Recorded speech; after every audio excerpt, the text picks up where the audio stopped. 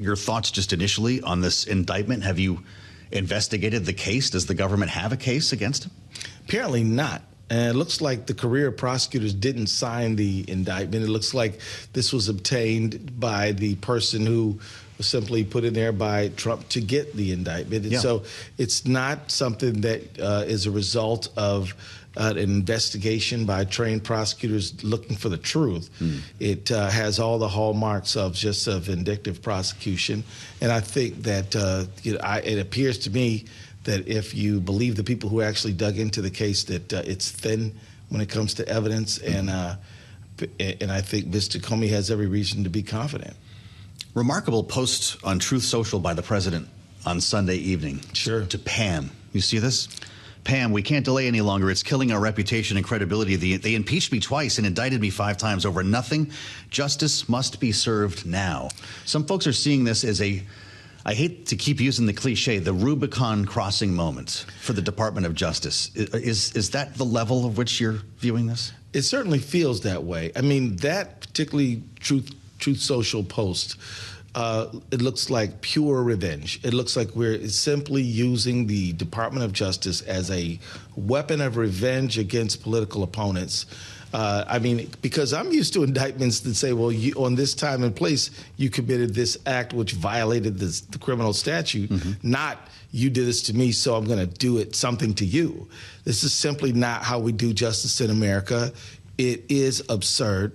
And, of course, it happens. And then within a few days, we see these indictments come out. So, it does portend very, very, odd for the future. A lot of people, I think, are now thinking, okay, well, if you're going to do this to the head of the FBI when other career prosecutors have said that case lacks evidence and should be declined, who are you going to get next? Who is safe here? And because if the head of the FBI can't expect basic justice, then who really can in America? Very concerning. He's mentioned a couple of names. Yeah. And was asked about this morning. They asked him on his way out of the White House, who's next, and do you have a list? Listen to what President Trump said just this morning. It's not a list, but I think there'll be others. I mean, they're corrupt. These were corrupt, radical left Democrats. Because Comey essentially he's worse than a Democrat. They weaponized the Justice Department like nobody in history. What they've done is terrible. And so I hope there are others, because you can't let this happen to a country. You can't let this happen to a country. Wouldn't want to be Letitia James right now. Wouldn't want to be Adam Schiff. Are those the next two? Well, if you go by what he says, the bottom line here is that democratic countries don't operate this way. This is what happens in banana republics. This is what happens in countries where the rule of law is not observed, and that, essentially the government is an instrument of somebody who is all-powerful and can just direct it wherever they want to. But thank goodness in America we still have juries, we still have judges, we still have the rule of law, we have people who care about American justice. So I have faith in the American justice system. I would have hoped that there would be a no bill of indictment in this matter. But of course, everybody knows you can indict a ham sandwich. We've all heard that before. But I think that when this matter starts working in the real machinery of the criminal justice system and motions start getting filed, I have confidence that this matter is going to be dispatched in fairly short order. It is somewhat ironic that the guy who threw the sandwich at the National Guard wasn't indicted. Right. But I'm just kidding around here. If these guys do go to trial, though, James Comey says, let's do this. Yeah, will they be vindicated? From what I've seen, I think yes. But I am also disturbed by another story going around, which has to do with the head of Homeland Security, Mr. Tom Homan, who apparently, according to news reports, exchanged $50,000 with the promise of favors to get contracts. That matter is, of course, still alleged. Yes, he says that they found nothing illegal, no wrongdoing. He didn't deny it, though, which was interesting. Which is interesting, but apparently there's video, and I think the public should see it. It should be something that if you did nothing wrong, that there shouldn't be any problem with you releasing the videotape, and we can let other people be the judge of that. But I mean, the problem is you can't, on the one hand, say that we're going to just ignore this one because this person's a political ally, and we're going to go after these people because they're not. I mean, I'm not sure who the person was, but somebody said, to my friends anything, but to my enemies the law. And so this can't be the basis of an American democracy. We have to have a fair system. This is what we've all been raised to expect, but it's not what we're seeing right now, and it's deeply disturbing. And I tell you, as a lawyer, you swear an oath, to uphold the law. As a public official, you swear an oath. And these oaths are very important right now. I think that anybody who's going to carry a bar card in their pocket needs to go back and remind themselves what they said they stood for. Interesting. As we spend time with Minnesota's Attorney General Keith Ellison, I have to ask you about one of the other big stories just in the last 24 hours, this deal to sell TikTok to a group of U.S. investors. Now, we have to be careful with this because we actually haven't heard from the Chinese. The president says there is a deal, and if we take him at his word here, it would not fulfill the law that's on the books, as ByteDance apparently would still have a majority share. That aside, you're no stranger to TikTok. You just sued the company 2 months ago. Sure did. Over what? Well, we sued them because we believe that the way that they operate is damaging to the health and mental and emotional health of children. Yeah. And we're concerned about a number of features. The filters, which we believe have a damaging psychological impact on children, leading to bulimia, self-issues, depression, things like that. Also, we're concerned about TikTok Live, where you can have a person go on there and perform live and then receive a tip. And TikTok gets part of the money. If they don't have proper age verification, you don't have to be very imaginative to wonder what somebody would give a tip to a young girl for. If you understand what I mean. It just seems like an invitation to abuse.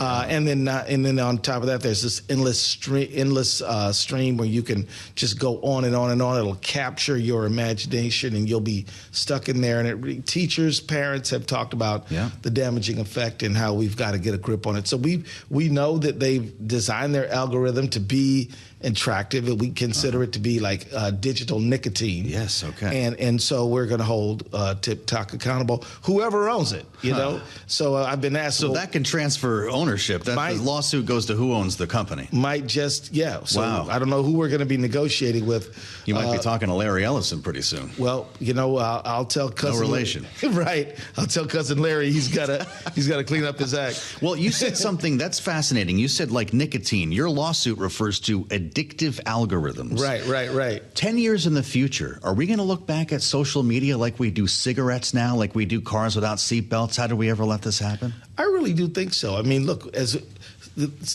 technology moves at a faster pace than our rules do, right? And there is a place for TikTok. We don't want to ban TikTok. We're not here to shut down TikTok, but just like any useful but susceptible to abuse thing, we need to put the right guardrails around it. And it would be better if the companies just did that.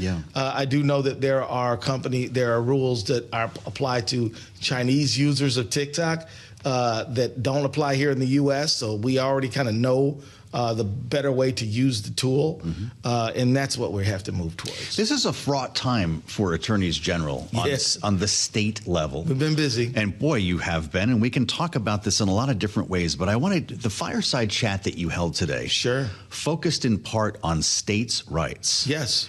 Has the issue of states' rights turned from a conservative one to a democratic, liberal, progressive cause? I think it has. When did that happen? 6 months ago? It turns out that the issue of states' rights, the 10th Amendment, is an important right, although it's not an absolute right. And so one of my great heroes, a man named Hubert H. Humphrey, who was the mayor of Minneapolis in the 1940s, went to the National Democratic Convention and said we have to walk out of the dark shadow of states' rights into the bright sunshine of human rights. And that, in many ways, brought forth the civil rights revolution that followed in the years after that, and that we're trying to hang on to right now. But nowadays, states' rights, many of Dem AGs are asserting the 10th Amendment, saying that, look, this is beyond the authority of the federal government to do.